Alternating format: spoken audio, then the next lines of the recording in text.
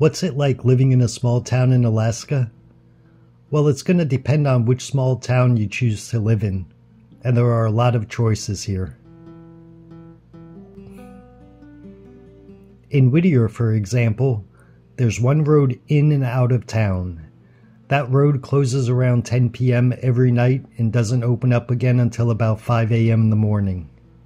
Everybody in town lives in one building. Then you have a lot of small remote communities that you can only reach by boat or water planes.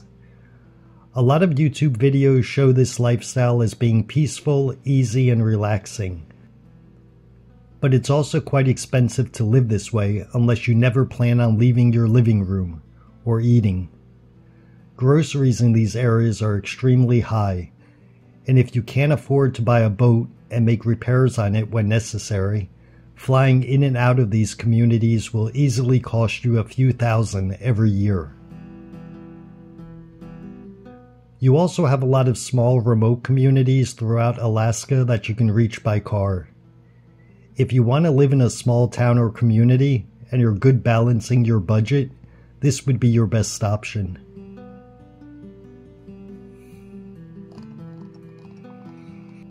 But in this video, I'm going to talk about living in the small town of Valdez, Alaska, because that's where I live. There's only one road in and out of Valdez, which drives over the Thompson Pass.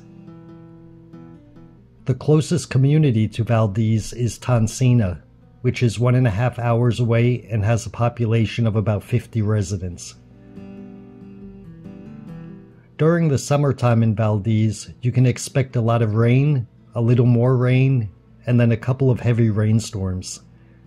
That's what you get when you live in the rainiest region in the state. Rain seems to be falling from the sky 70% of the time from May until October. It rains so often that if you see an umbrella, you know it's a tourist. And I'm not exaggerating. The residents of Valdez will walk their dogs and stop and talk to other residents on the streets in the pouring rain like it's a sunny day in Florida. The first time you see this is when you realize things run a bit differently here.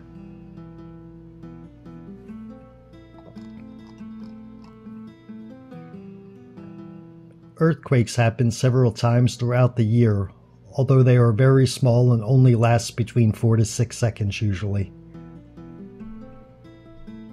Every Wednesday, a loudspeaker in the center of town informs the residents that there are no reported tsunamis in the area. If any tsunamis are heading towards Valdez, the risk they would actually reach the town is very minimal. If they feel the tsunami is a danger, they ask everyone to go to the highest point in town, which is near the small local high school. With no intention to make this a dark video, the truth is, because the town is in a bowl of mountains, if a tsunami ever did come through town, Valdez would no longer exist. It would most likely just become another abandoned town in Alaska. The death toll would be between 2,000 and 4,000. The population of Valdez is roughly 4,000 in the summertime and 2,000 in the wintertime.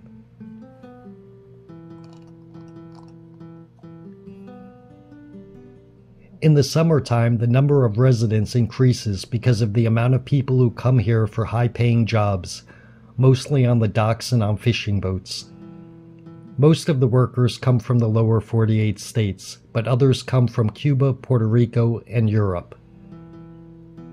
And during the summer, the streets are filled with about 20,000 tourists every day. Some drive through Alaska to get here, but the majority arrive by cruise ships.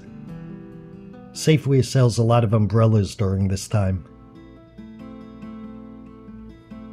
If you can put up with all of the rain, you will be rewarded when the sun shines.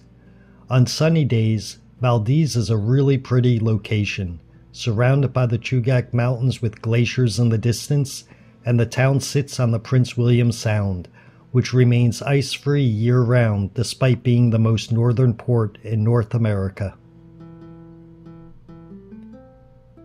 Temperatures in the summer are typically in the 60s and 70s, And the locals, like in most small towns, are extremely friendly and are very quick in welcoming new residents into the community. Whether you go to the post office or the bank or the grocery store or any other shop in town, everybody knows you within 2 weeks, and they treat you like you've been here forever.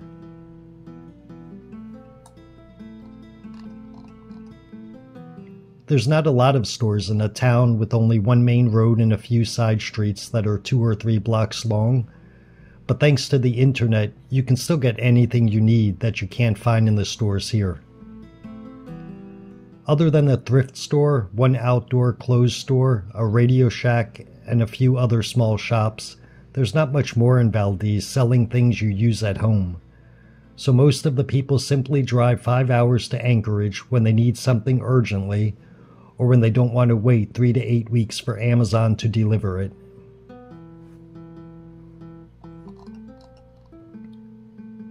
You do tend to meet many more people in Valdez who are not born here than those who have been here their entire lives.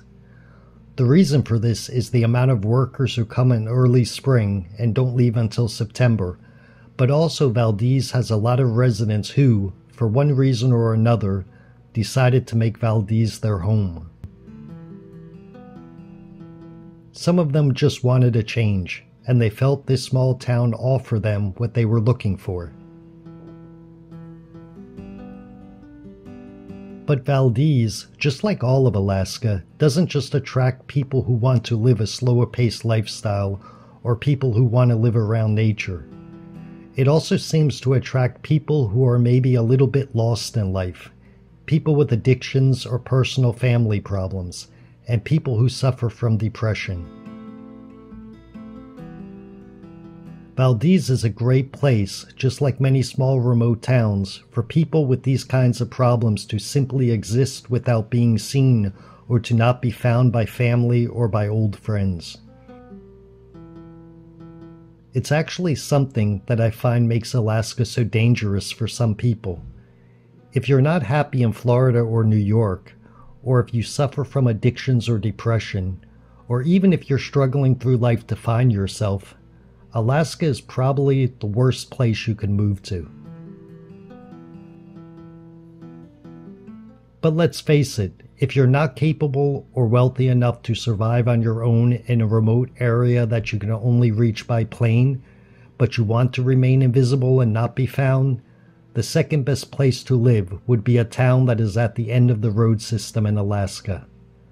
A town that's not always easy to reach during the summer, and a town that can be impossible to reach during the winter. Which leads us to life in Valdez during the winter time.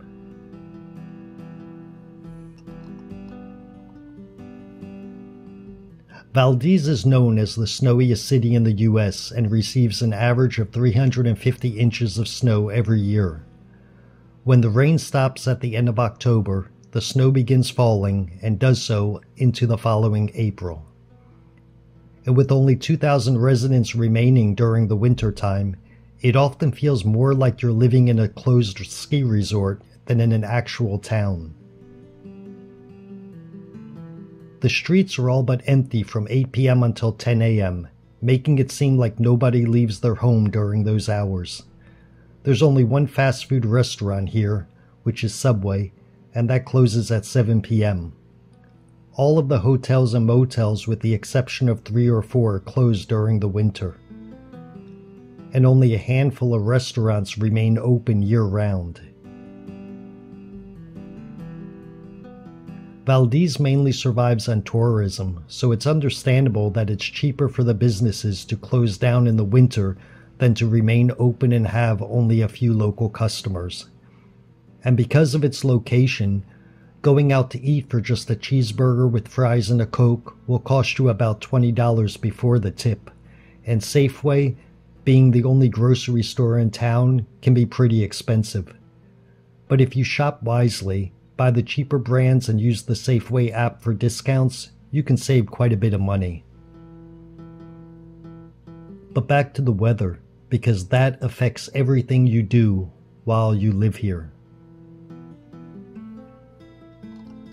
It doesn't necessarily snow every day, but when it snows it comes in fast and in large amounts. From December until February, the snow in the grass is about 4 feet high. The snow plowed out of the streets and the parking lots sit on every corner and next to every building and can be up to 20 feet high. Valdez is the snowiest city in the US, but the real danger here is the ice. Most people here wear cleats on their shoes and boots because without those you are going to fall no matter where you're walking. For 4 months you're basically walking on a giant block of ice. You can't escape or avoid the ice until the second half of March, when most of the sidewalks and the road are ice-free and the parking lots are 50% ice-free. Temperatures in Valdez are not as cold as one would assume. You have 2 or 3 weeks throughout the winter where the temperatures will fall to about 2 to 8 degrees. The rest of the winter temperatures hover between 15 and 25, and by the end of March they will reach the mid to high 30s. Much worse than the winter temperatures are the windstorms.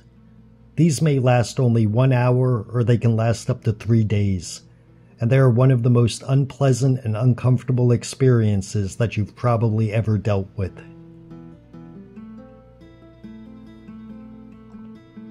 As remote as Valdez is, it's not until the winter time when you actually feel like or realize how remote you really are out here.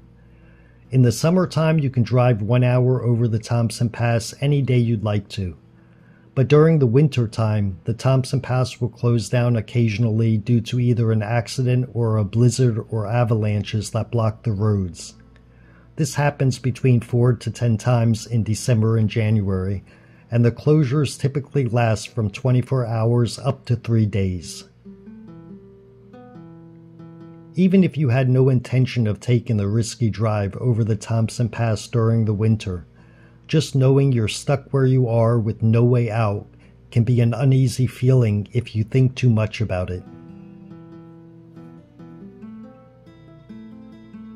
I understand most people who watch this video and listen to what I said probably think to themselves, Valdez sounds like an awful place to live.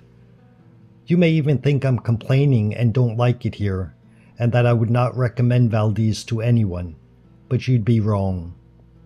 We're talking about Alaska, not the Caribbean islands. Alaska is supposed to be extreme, and you should expect the unexpected. The windstorms and earthquakes that come out of nowhere, the occasional tsunami warning, and the weather changing from sunshine to snowstorm in minutes. A simple boring task like walking to the post office becoming a challenge and a celebration of success once reaching your destination without falling. Valdez makes the most boring, routine daily task into a different game every day of challenges and adventures. If you ever want to come to Alaska, spend one winter in the snowiest city in the US. You don't have to stay forever. Most people don't. But a little inconvenience is well worth the memories and experiences that will stay with you forever.